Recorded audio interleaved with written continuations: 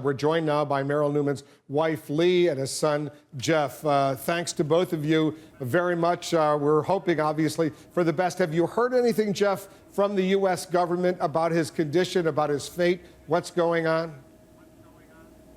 Well, we've had talks with the State Department, regular conversations since the detention, and I think they've been working very hard to secure the release, to establish sufficient communications to get some feedback.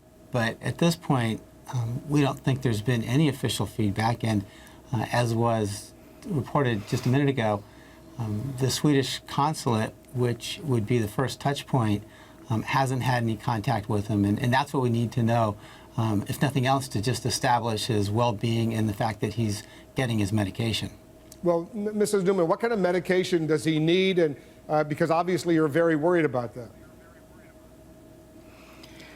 Primarily for his heart. He's had atrial fibrillation and has been under a doctor's observation for this, and he has other issues, and we've sent the second package of medications now.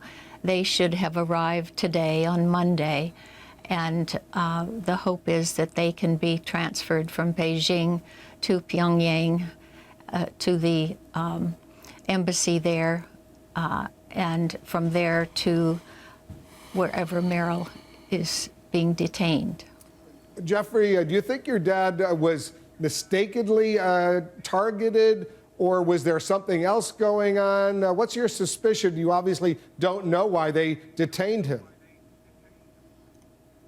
What we know is that he was on a organized tour with a reputable tour organization. He was there for 10 days, accompanied by two DPRK guides the entire time. And from the couple of phone calls that my mom's received during the trip, and from the postcards that we received after he was supposed to be back here in California, the trip was going very well, and there was no indication of any kind of problem. Why did he want to go there, Mrs. Newman, in the first place? 85 years old. We know he served in the U.S. military during the Korean War. What was his thinking? Well, I think in part because he is 85 and is looking at his life. His time that he spent in the service was an important part of his life as a young man.